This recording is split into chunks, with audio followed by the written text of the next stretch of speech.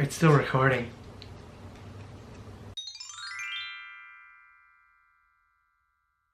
During the Dainichi Obikai, they had an auction. And at this auction, we were able to pick up a Nogami Kohaku. It's very special, Nogami Kohaku. It's really pretty. And it's a two-step. Remember what I said about us picking two-step? Right. Yeah, but as you'll see, we don't it's normally not just any two-step. We don't normally just pick two-step. We do like to find something interesting with it. And this fish, this has beautiful skin.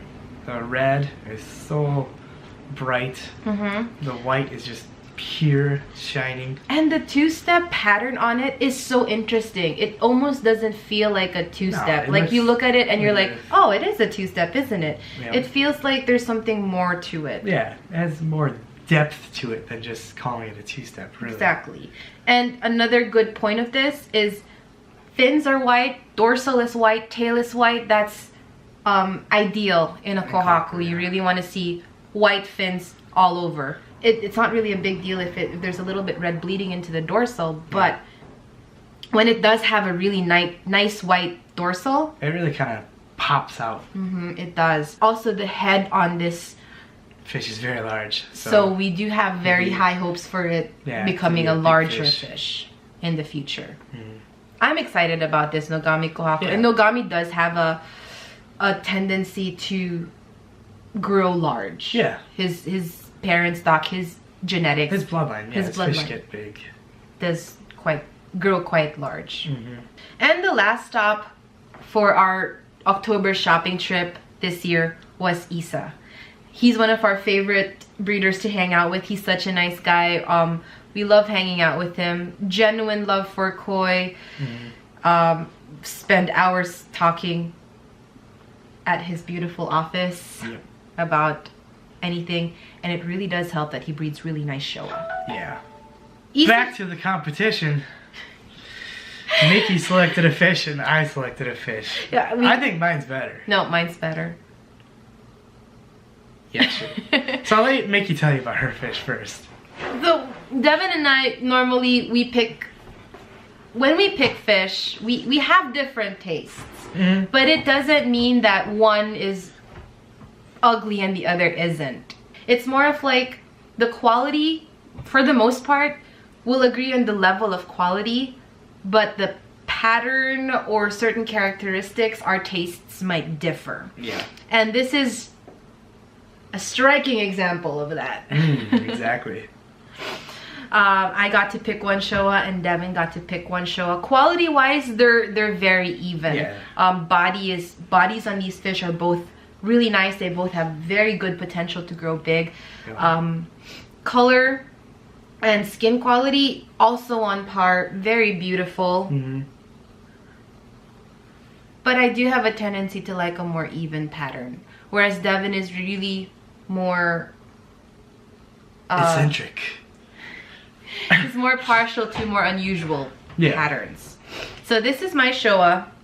I really like how there's beni all over the fish, and the sumi will kind of comes up in, I feel, all the right places. There's sumi in the tail end, there's sumi on the head. I look forward to seeing how the sumi develops on this fish. Also, another thing to note is this koi, this Showa also has even motoguro on both fins. It comes down to about the same distance on both sides, so that's a nice thing. And again, not necessarily required to have a good fish, but it's a plus. The dorsal is white. So no yeah, it kind of holds true with Showa as well. All gosanke. All gosanke. And this is my fish. Very unusual. I love the skin on this fish. That is true. Skin on this fish is ridiculous. So shiny. The luster is amazing. And the pattern, the red pattern, first glance it doesn't have enough, but the front, the way the beni kind of zigzags across, and the white cuts up into there. It's almost like a Inazuma. Yeah, it just catches my eye. The back half, yeah, it's got a couple little dots here and there, but I'm not looking at that for now. I'm banking on the sumi coming up on this fish, and hard to see in the video, but in person you can see in the back half there, looks like potentially a lot of sumi can come up there and kind of balance the fish out. So this is one of the most exciting show for me in a long time. I think this fish is very difficult to understand as it stands right now, but I do agree with you.